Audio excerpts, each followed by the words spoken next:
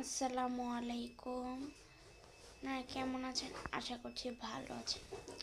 এই যে দেখেন, আমি প্রতিদিনের মতন ব্লগটা স্টার্ট করলাম সেহরি খাওয়ার পর থেকেই। তো সেহরি খেয়ে ফেলেছি, তো চলে আসলাম আপনাদের সামনে। তো আমি আবার আপনাদের সাথে একটু পরে আসছি। এই যে দেখেন, এখানে আজকে আমাদের আরেক বাসা থেকে ইফতার দিয়ে গিয়েছে। তো এখানে আরেক বাসার ইফতার আছে।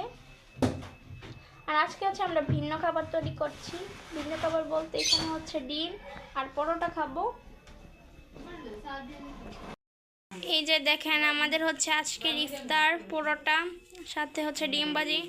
আর একটা আন্টির বাসা থেকে আমাদের আজকে ইফতার দিয়ে গিয়েছে এই ইফতারটাই। আর শ্রাবণ চা বানাচ্ছে, দুধ চা। তো পরোটার সাথে কিন্তু দুধ চা দিয়ে খেতে কিন্তু খুবই মজা, তাই আমরা আজকে খাবো এগুলোই।